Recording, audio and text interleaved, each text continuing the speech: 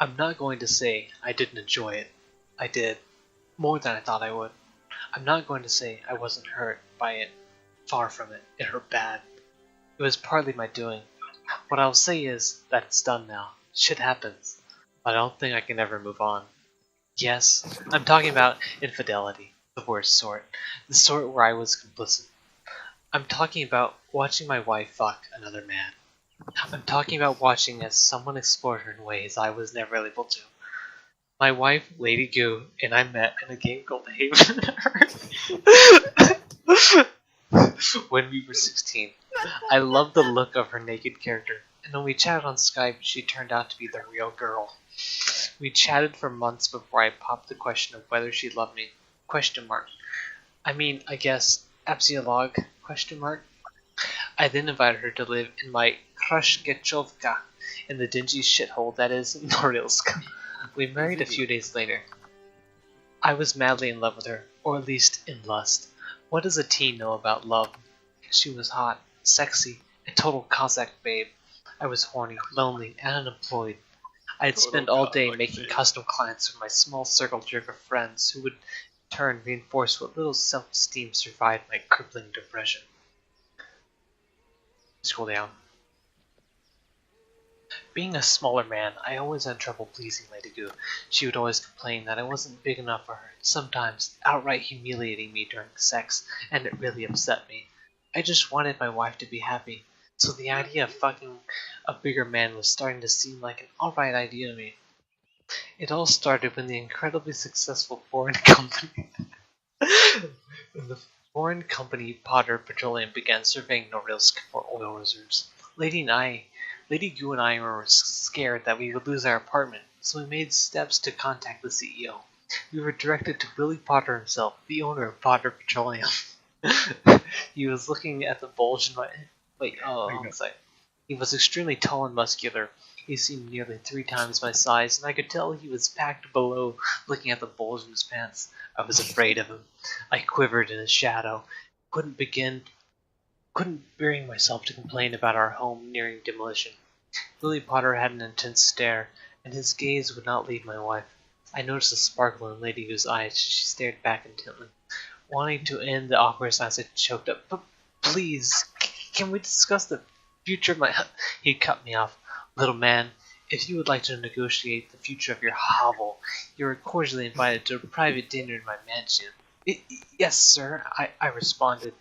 Walked away with a sense of shame. It was everything I wish I could be. A real man. That night, we showed up to Willie Potter's incredible mansion. He was dressed incredibly dapper, sporting a custom-fit tux of fine leather shoes. I looked down at my own drab clothes. I had a sauce stain on my singlet and some crusty gunk on my cargo pants.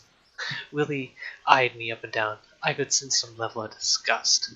He looked towards my wife, grabbed her hand, and with his deep, strong voice he exclaimed, "My goodness, you are astonishing. I could ravish you right here." She giggled. I couldn't believe she giggled. He stepped to the side. We entered and sat down at the adorned mahogany table. Before I could get a word in, Willie opened up with a proposition. "Now, I know you are a reasonable man, Apsiolog, so I urge you to consider carefully my words." I readied myself. He resumed. "I understand that you are concerned for the future of your hovel, and I can understand. A small and pathetic specimen such as yourself should protect what it can, and as terribly as you may attempt. But I believe I can help you in this endeavor.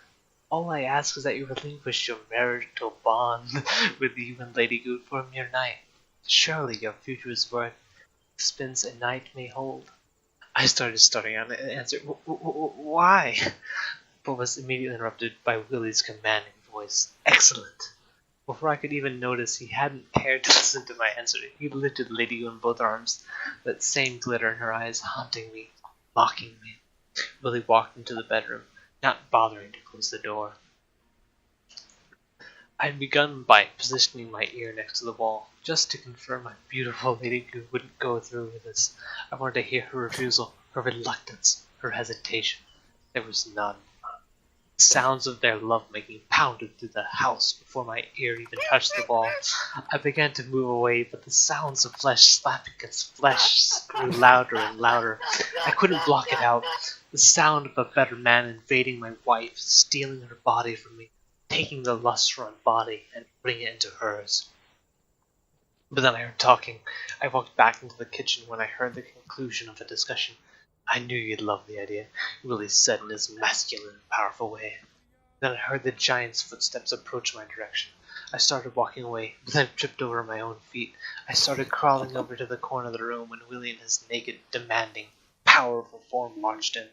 All he demanded of my miserable existence was said in one word: watch.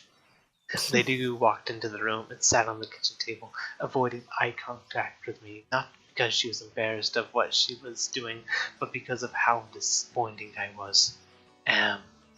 Willie began thrusting at her, taking over her body, making every crevice I had not known become known to him, only him. Lady Gu's moans were of pure ecstasy, the ecstasy I could never grant her. Her moans, they never seemed to end, ringing in my ears. I thought days had passed when suddenly a change from the permanent cycle of love-making happened. I looked upon the tiles of the corner I was in, all that I had left. Willie Potter was standing over me, a skyscraper looming over a mere child. I could tell he was looking me in the eyes, but I couldn't see his eyes from the distance. Not that I dared to meet his powerful stare. Stand. I obeyed. I couldn't imagine doing anything else. Willie commanded me to go to my wife. It was over. My wife had turned Willie away. That night was over, finally. I'm so glad, Lady Gu. I knew you were waiting for the night to end. Willie pushed me, and I fell over. I landed in the pool of Willie's cum, shocked out of my hopes. He shook his head and said, "You misunderstand. You shall lick up my procreative juices from the chasm of your wife's crevice." I started bringing myself up, stammering, "But that wasn't part of the deal, right, Gu?" I was cut off by myself this time, slipping while recovering from my prone state, falling back into the puddle of Willie's man juice. Willie stated matter-of-factly, this was her idea. I crawled up, unable to utter a word, merely attempting to make eye contact with Lady Gu, see the innocence within her eyes in the old days, her compassion. All was hate. Lady Gu broke off her eye contact and instead addressed Willie. "I told you he was too dumb to understand. Tell him again." Willie sighed and said, "You shall lick up the results of our love-making directly from her depths." I could hardly believe it. But what came next I couldn't believe. I was actually standing up in front of my wife, after she had relations with another more powerful man, to clean the results of their procreation attempts from her womanhood with only my tongue. I winced and bent forward. At once I felt emasculated and pathetic, but my throbbing erection betrayed my thoughts.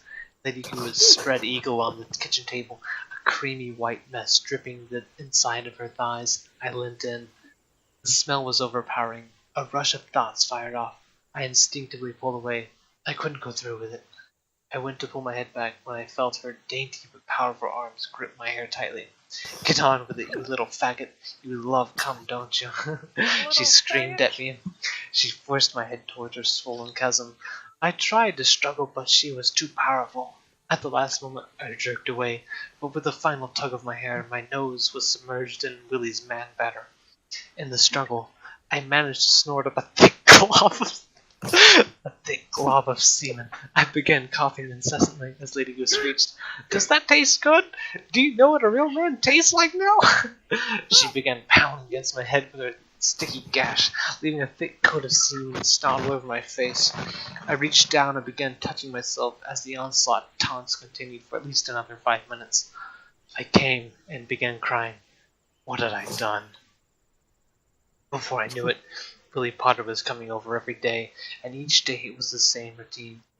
He'd come through the front door unannounced, hang his coat on the hanger. Sometimes I'd meekly whisper hello, but he'd saunter past, not even acknowledging my presence. I'd then sit in front of the TV crying as Lady Goo could be heard screaming in ecstasy through the walls as Willie dominated her in every way possible. Following a series of orgasms and grunts, he'd whistle out, and like a dog following command, I'd amble into the room and slap up the cum from her swollen, gaping pussy. At first I thought it'd be unmanageable. If I just kept participating, she'd eventually fall back in love with me. But the longer it went on, the more the disgust grew. Eventually, they kicked me out of my own home. I guess for a moment I was living a fantasy. But the magic ends now.